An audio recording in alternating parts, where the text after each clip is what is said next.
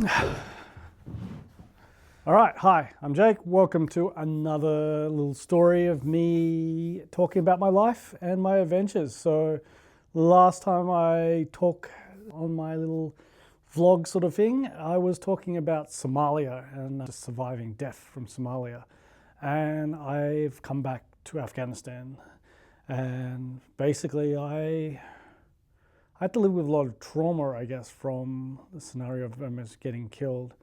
I was lucky enough to buy enough equipment and some camera gear. I didn't have the best camera gear, but I did manage to buy myself a Canon 5D, and I was still able to sort of work in Afghanistan. I still had my film company, Development Pictures.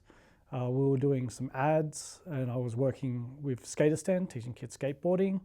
And we were starting to finally get things rolling in Skaterstan, but we didn't actually have a skate park. We still taught on the streets, but we had a whole bunch of skateboarders from all around the world come. There was Cairo Foster, there was Mason Faraj, Louisa Menke, and there was Kenny Reed. And these guys rained havoc on Kabul. The kids fucking loved them. We had a fun time. We got up to Mischief and we skated some of the hardest places you could possibly skate on the streets in Kabul. But I remember that they were absolutely amazed by the kids and, you know, wanting to connect with the kids. And, you know, we did this to promote that we could possibly build a skate park in Afghanistan. There was a military complex area where we got to at least, you know, get the kids to go a little bit of downhill. We did certain little spots. It was an interesting and fun few weeks of having them in Afghanistan. It was crazy, but yeah, I was dealing with a lot of trauma, I guess, and I didn't really know what I wanted in life, and I know I needed change, and I needed to get out of where I was. And lucky enough, I got a phone call from a friend. His name was Leo, and Leo wanted to make a documentary in America and Mexico. And around that time, I also did some video for the UN, and I worked for the UN, for the main UN actually, the headquarters UNTV in New York. They wanted to do a story on Bamiyan and the cultural heritage of Bamiyan and the work that the UN was doing in Bamiyan. So that was really amazing to sort of take part of that project. And the producer said, like, you know, if you ever want a job, hit us up in New York and we'll see if we can make something happen for you. And so this documentary, Larryland, it was called, kind of made sense for, I guess, me needing to leave and try and find, you know, some new opportunities in life. And America seemed interesting. So we ended up, the documentary Larryland is actually set in North Carolina. And it's about this dude, Larry. Larry is this old guy. I think he was in his like 70s.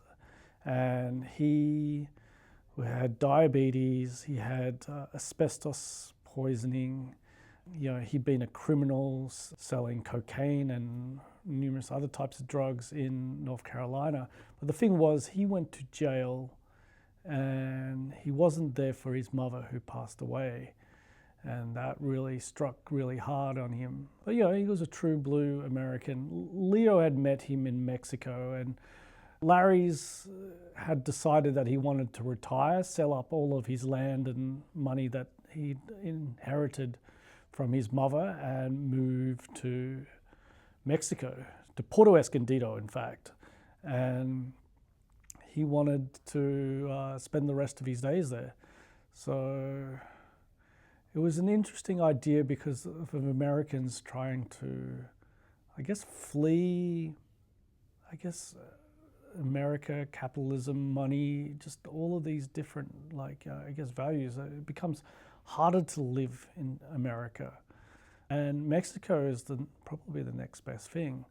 Now, you can't buy land and you can't buy a house in Mexico when you're not a Mexican citizen or not married to a Mexican citizen.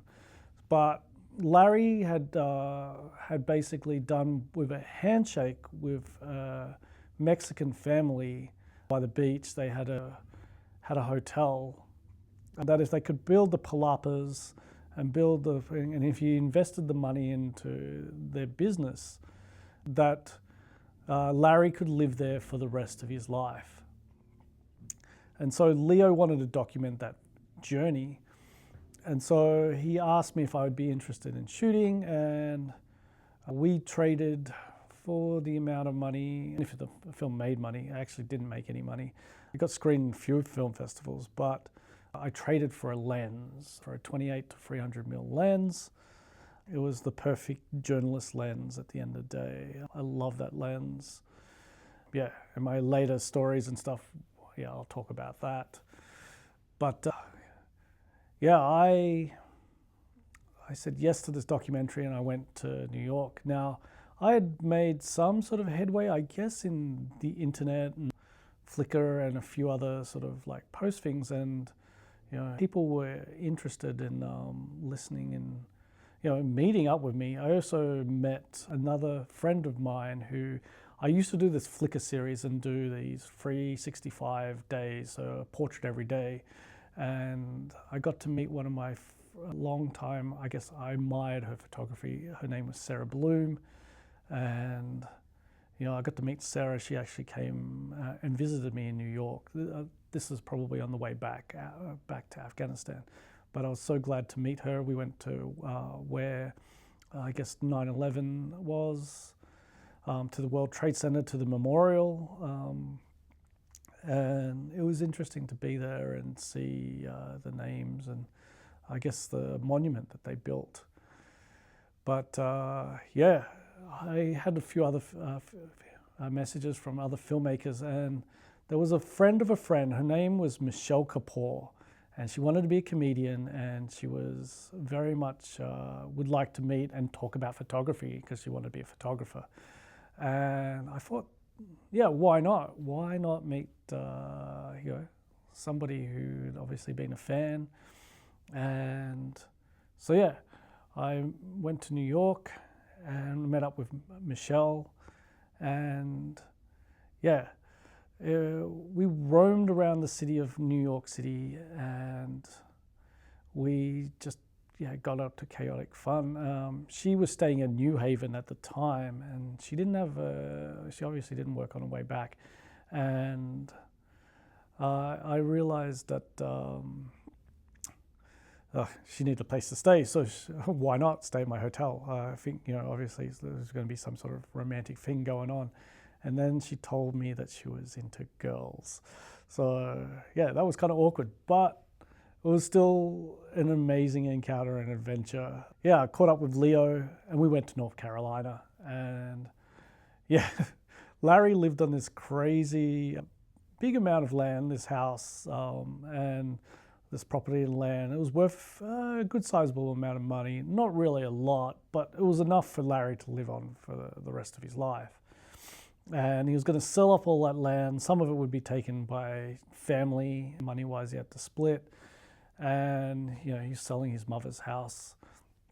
And the property thing, this place was overgrown with weeds and like vines and stuff. And I remember we went down and he had no electricity.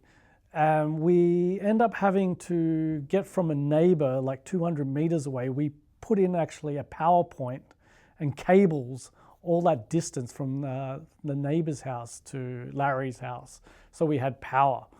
Literally it was like from sun up to sundown, and whatever power we could possibly have, we'd have, just one socket of thing, and we'd have to obviously power our batteries for my camera and other sort of like gear.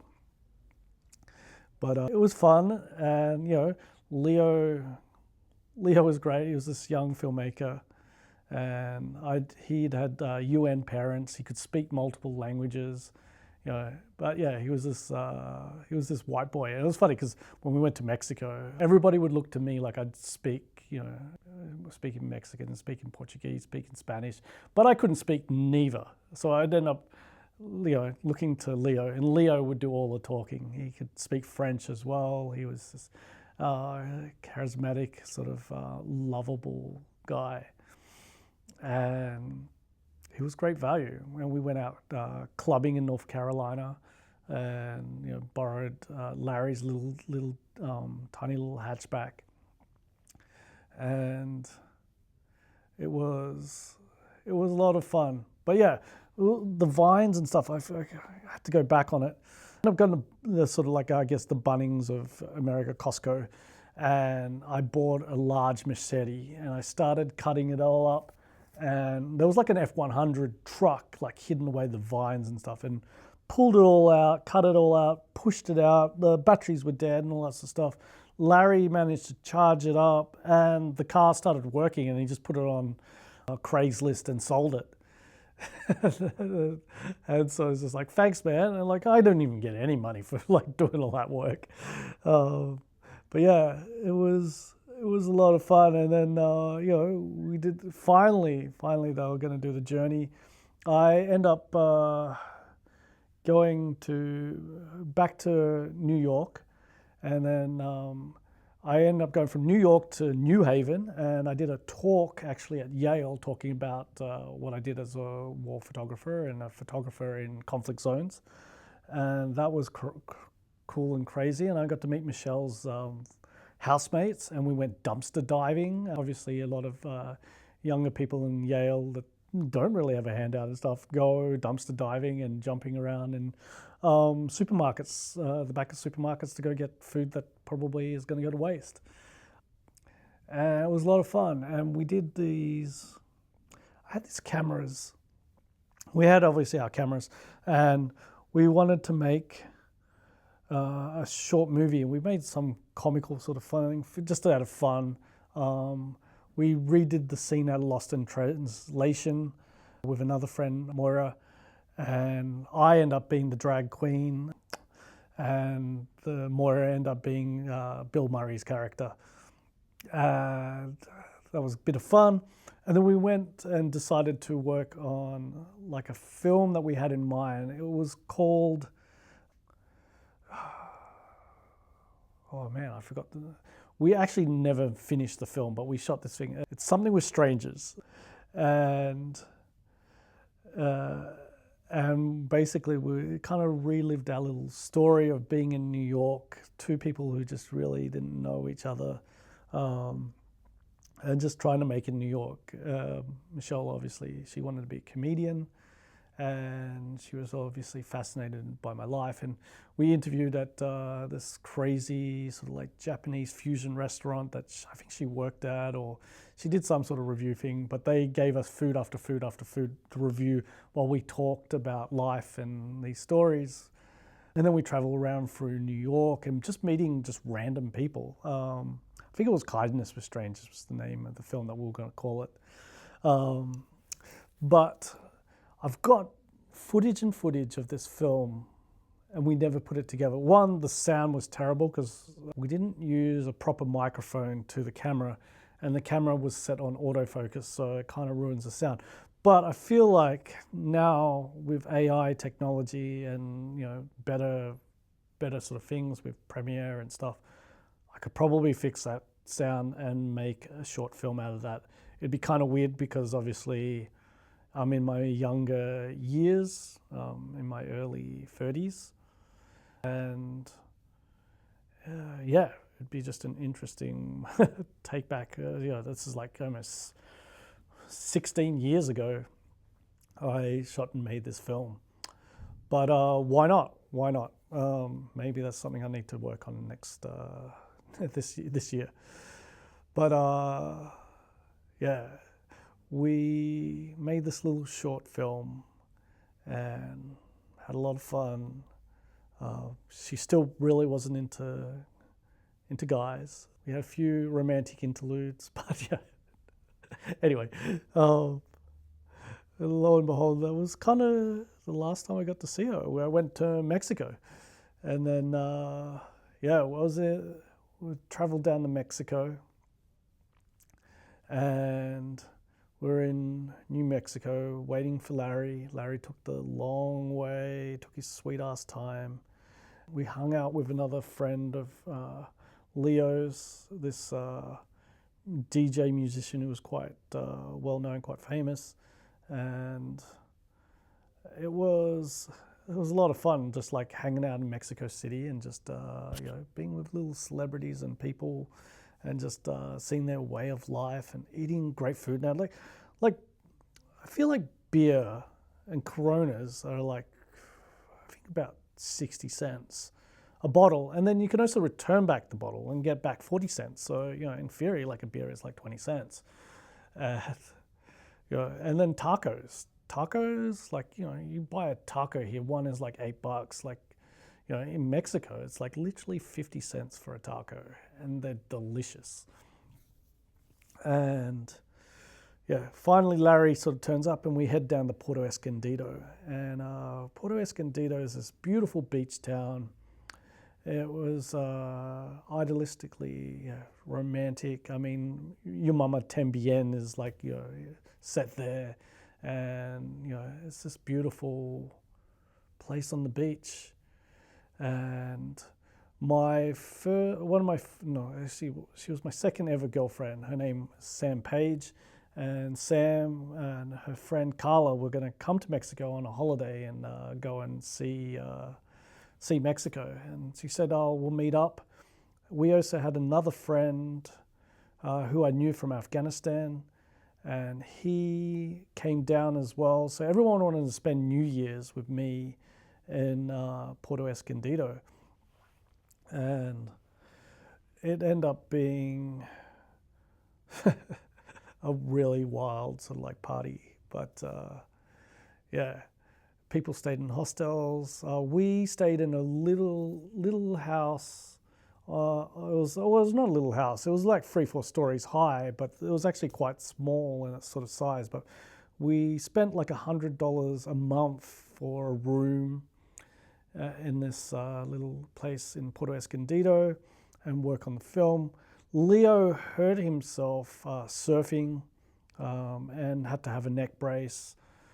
But he was so well looked after by the Mexican healthcare system, and they didn't even charge him any money. And that's like some of the reasons why I guess Americans are fleeing. We met so many other Americans. There's probably about 6,000 Americans who have left America to live in Mexico. Some of them are married to Mexicans, or just somehow work on investing and evading taxes and things of America, and trying to live peacefully and less of that sort of capitalism and consumerism, and just enjoy life in Mexico. And totally up for that, totally for that. But staying in Puerto Escondido, it was a great little party town. I got to really kind of recover and feel better about myself and the things that I'd endured. And I felt much better. I met some amazing people. I met this guy. There was another girl, Junie, who was British. She'd been traveling around backpacking. She ended up living in Australia, and I'm good friends with her. And there was this other girl, Pearl. She worked in the development aid sort of sector. I kind of lied that I didn't know how to salsa dance, and then obviously wowed her with salsa dancing when she thought she could teach me. And it's like, you seem to be a really fast learner. I was like, I don't know, maybe I just got talent.